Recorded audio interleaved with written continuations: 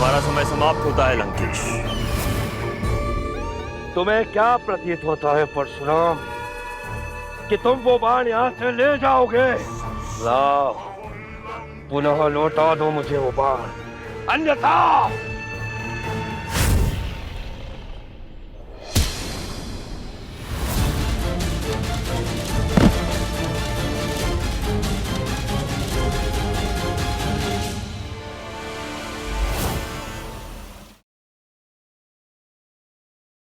आपका प्रश्न था महादेव रुद्राक्ष क्यों धारण करते हैं, तो उसका उत्तर है रुद्र का अक्ष अर्थात शिव के नेत्रों से निकले अश्रु से उत्पन्न होने के कारण ही महादेव रुद्राक्ष धारण करते हैं।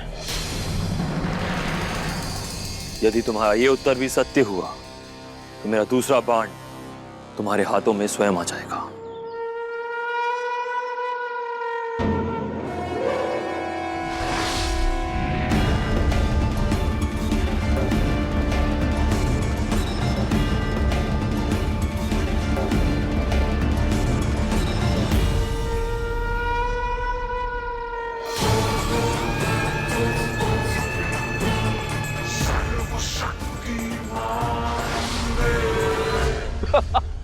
बहनोश्री, मुझे तो विश्वास ही नहीं हो रहा है कि आपको तीनों बाण प्राप्त हो चुके।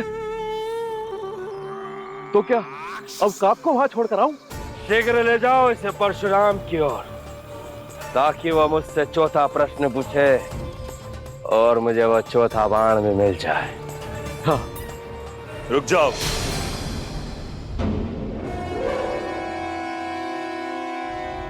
काकराज नहीं,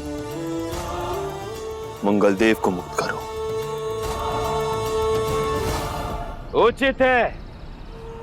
वैसे भी चौथा बाण प्राप्त करने के पश्चात मुझे मंगल को आपको सौंपना ही था।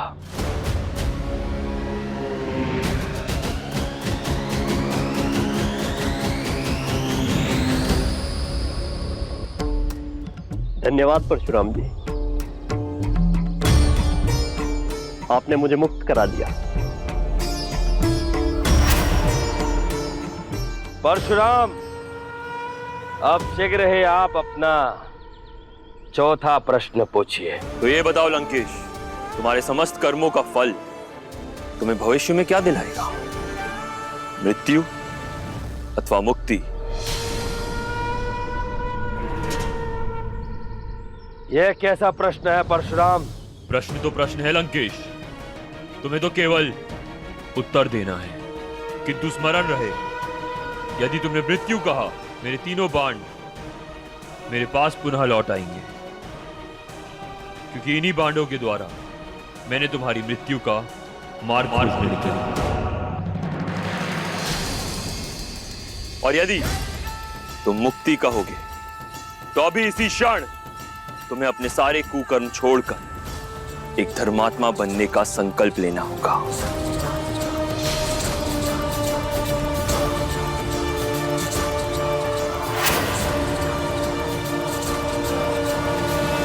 यह है ब्रह्मचर्य। यदि तुम मुक्ति कहते हो तो तुम्हें इसी से संकल्प लेना होगा लंकेश। बहनोश्री, परशुराम के प्रश्न ने तो आपको उलझा ही डाला। अब इसका क्या उत्तर देंगे आप? प्रभु, आपकी लीला अपरंपार है। कोई भी दुष्ट आपसे किसी भी प्रकार से बच नहीं सकता।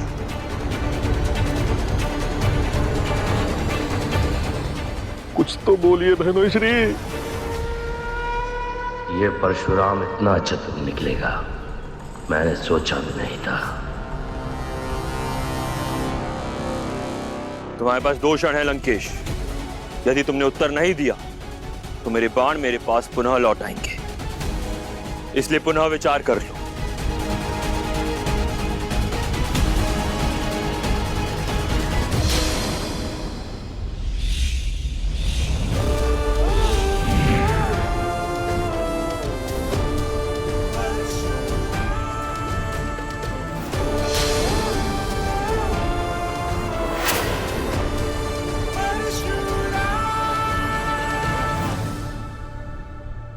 तुम्हारा समय समाप्त होता है लंकेश। बहनोश्री, सारे बाढ़ चले गए, आपने तो कुछ बोला ही नहीं।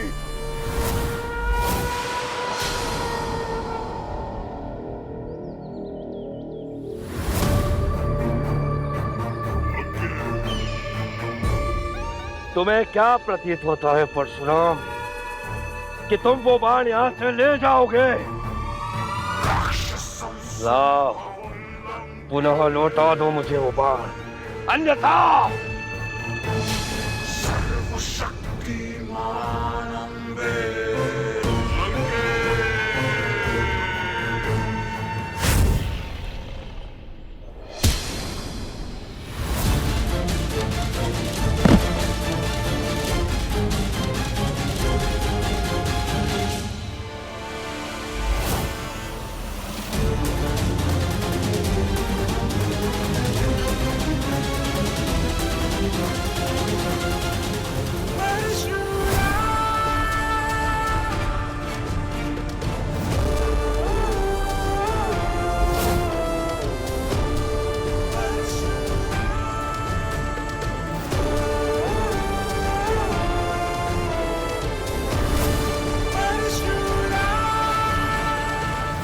यहां भी छल करोगे लंकेश, इसलिए स्वयं को महान लंकेश कहते हो। यदि तुम सत्य में शक्तिशाली हो ना, तो अपनी कुंडली के खंड मुझे प्राप्त करने से रोक कर दिखाओ। परशुराम तुम्हें चुनौती देता है। नलनील, काकराज, चलिए यहां से।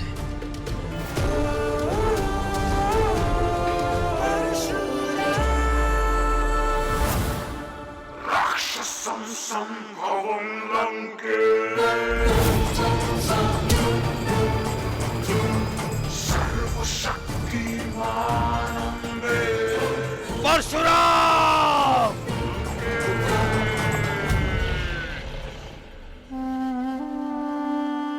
मुझे परशुराम से यही आशा थी देवी कि वो लंकेश रावण से बिना कोई युद्ध किए अपने सभी बाण पुनः प्राप्त कर लेंगे।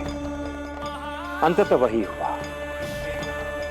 मेरे प्रिय शिष्य परशुराम ने अपनी बल बुद्धि से लंकेश रावण को पुनः पराजित कर दिया। हाँ स्वामी, परशुराम ने ना केवल लंकेश रावण को पराजित किया, अपितु नल, नील एवं काकराज समेत मंगल देव के प्राणों की रक्षा भी की है।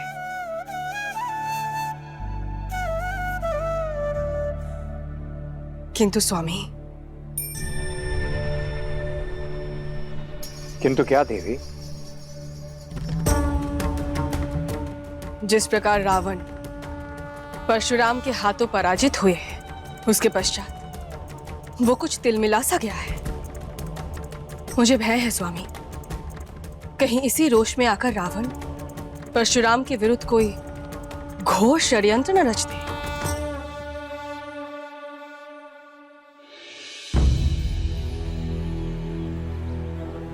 जब तक मेरी जटाओं में परशुराम की अमूल्य वस्तु छुपी है, तब तक परशुराम का कोई अहित नहीं कर सकता। ओम नमः शिवाय।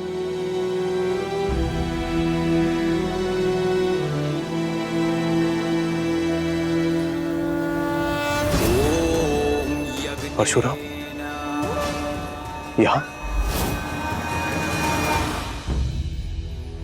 अवश्य कोई बड़ा कारण रहा होगा। प्रणाम गुरुदेव। आयुष्मान भव। आप सभी का कल्याण हो।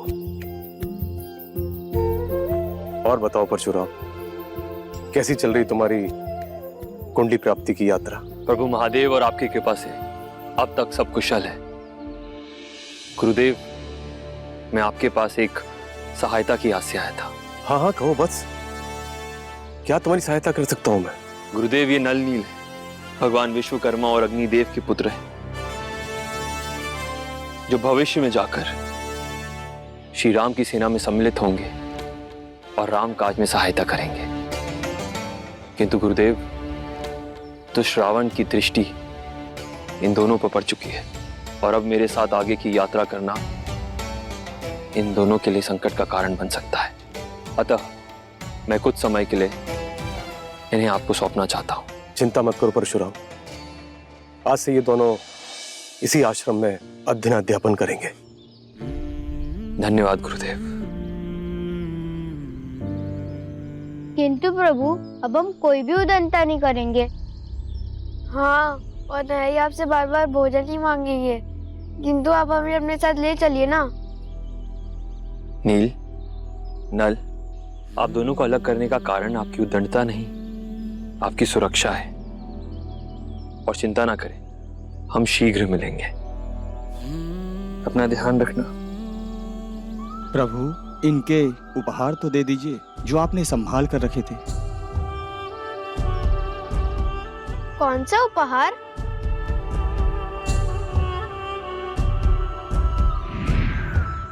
अरे, ये तो वही दिव्य फल है जो कभी समाप्त नहीं होता।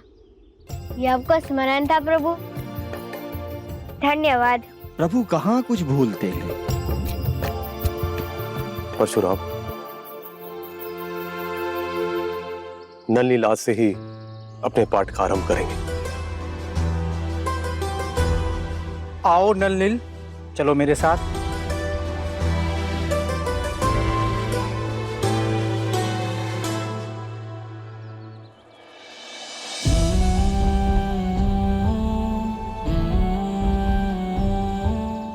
अपना ध्यान रखना।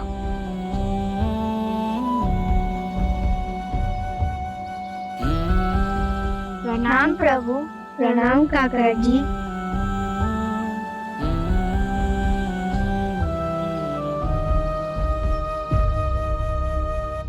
अब तुम चिंता मुक्त होकर अपने 7वें बाण का संधान करो परशुराम। जी गुरुदेव।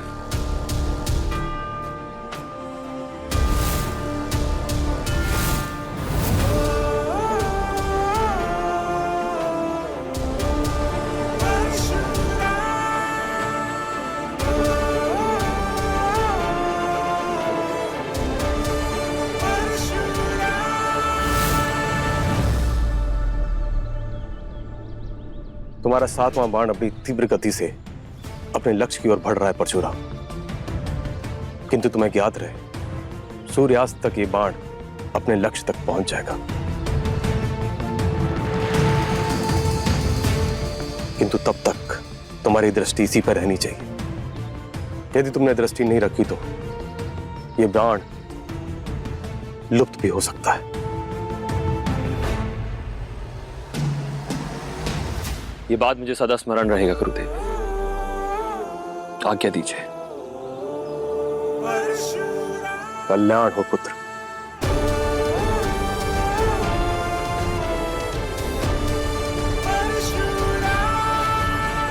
मुझे परशुराम की उस अमूल्य वस्तु को अपनी जटाओं में सुरक्षित रखना होगा।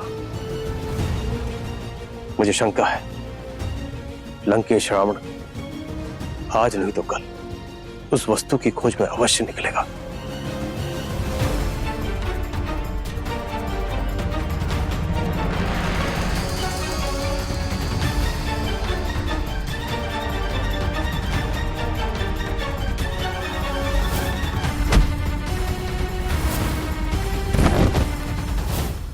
ज्ञात नहीं अब तक परशुराम ने लंकेश के साथ क्या किया होगा।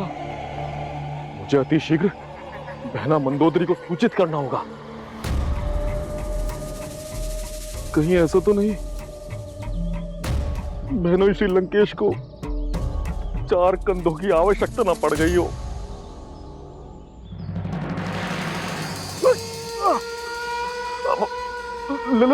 लंकेश, आप कुशल हैं? आपको कुशल देखकर मुझे अत्यंत प्रसन्नता हो रही है लंकेश। अन्यथा मेरी बहन मंदोदरी तो विधवा। यदि तुम मंदोदरी के भ्राता ना होते तो अब तक मैं तुम्हारी जिह्वा खींच लेता। भला वो कौन होगा जो लंकेश रावण को मार सके। लंकेश, मैं तो आपके प्रति केवल अपनी चिंता व्यक्त कर रहा था। अब आप भी तो मेरी बहना मंदोदरी से अत्यंत प्रेम करते हैं ना? यदि आपको कुछ हो गया होता तो बेचारी का क्या होता? किसी में इतना पुरुषार्थ नहीं जो लंकेश रावण को अपना आखेट बना सके। वो तो मैं उस परशुराम के प्रश्न चक्र में उलझ गया, इसलिए पराजित हो गया।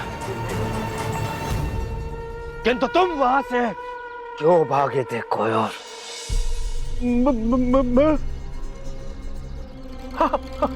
मैं वो लंका से आपके लिए सहायता लेने जा रहा था, किंतु मार्ग भटक गया।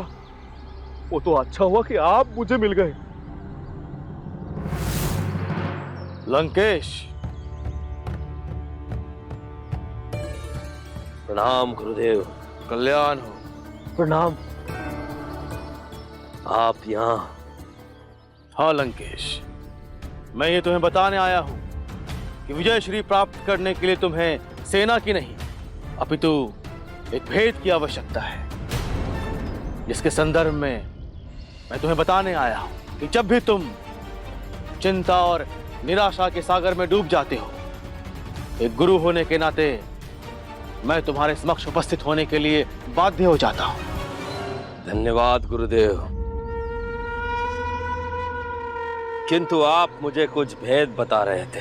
हाँ लंकेश, और वो भेद ये है कि परशुराम ने जिस बाण का संधान किया था उस बाण तक उसे सूर्यास्त से पूर्व पहुंचना ही होगा, अन्यथा वो बाण स्वतः ही विलुप्त हो जाएगा और परशुराम अपने लक्ष्य तक कभी पहुंच नहीं पाएगा। किंतु अब मुझे क्या करना होगा गुरुदेव?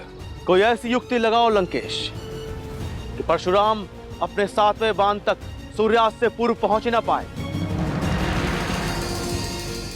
और वो बाण उसके नेत्रों से ओझल हो जाए।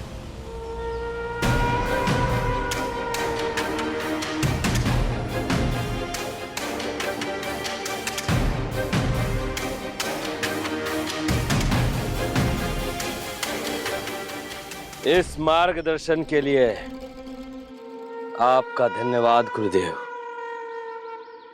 कल्याण हो लंकेश।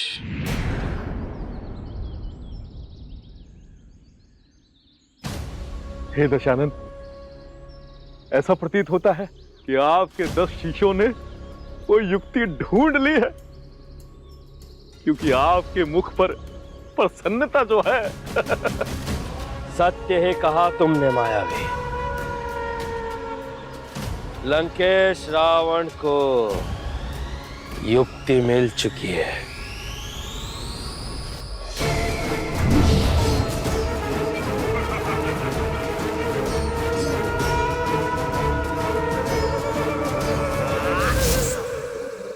ये तो शनिदेव का दंड है, जिससे वो वरदान और श्राप दोनों देते हैं। ये आपको कैसे प्राप्त हो गया? शनि का ये दंड मैंने उससे तब छीना था जब वो उस मंगल की रक्षा करने के लिए मेरे मार्ग में आया था।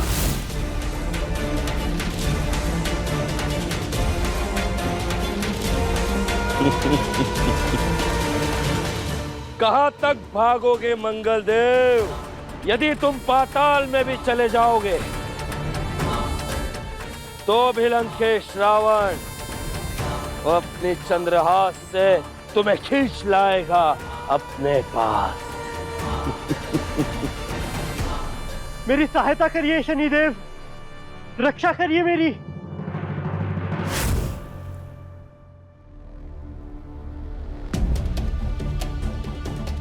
कौन है वो दुष्ट जिसके भय ने मंगल जैसे वीर देवता को मेरी शरण में आने के लिए विवश कर दिया? वो भय मैं हूं शनिदेव। लंकेश रावण? हाँ, दशानन, लंकेश रावण।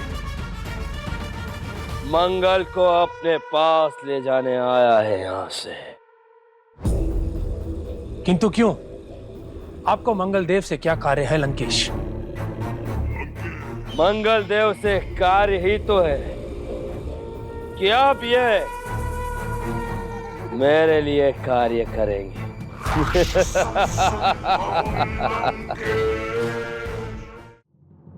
शनिदेव, यदि लंकेश ने मुझे बंदी बना लिया तो पूरे संसार में अमंगल ही अमंगल आरंभ हो जाएगा।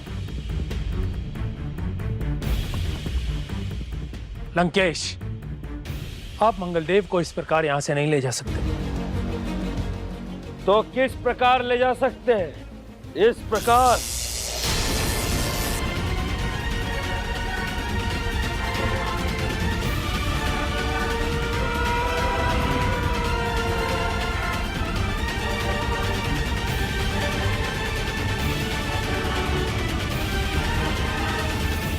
अब इस दंड के बिना आप अपूर्ण है शनिदेव,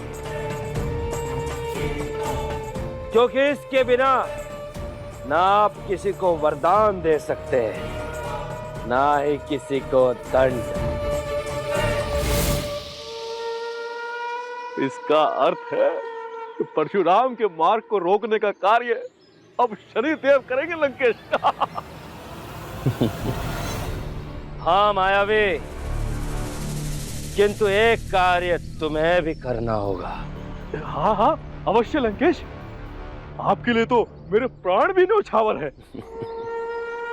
किंतु मुझे तुम्हारे तुच्छ प्राण की आवश्यकता नहीं। मुझे तो परशुराम के उस 7वें बाण की आवश्यकता है जो मुझे चाहिए। जी लंकेश, परंतु कैसे? मुझे वो बाण कैसे प्राप्त होगा? जब तक शनिदेव परशुराम को उस मार्ग पर रोके रखेंगे, तुम उस बाण पर दृष्टि रखोगे। जब वो बाण सूर्यास्त के पश्चात परशुराम के नेत्रों से ओझल हो जाएगा, तो फिर वो उसे प्राप्त नहीं कर पाएगा। किंतु तुम्हें उस बाण को किसी भी दशा में ढूंढ के मेरे पास लाना है। आप चिंता न करें लंकेश, मैं उस बाण पर गिद्ध की भांति दृष्टि रखूंगा और वो बाण आपको लाकर दे देगा। परशुराम, अब आप अपने 7वें बाण के लक्ष्य तक कभी नहीं पहुंच पाओगे।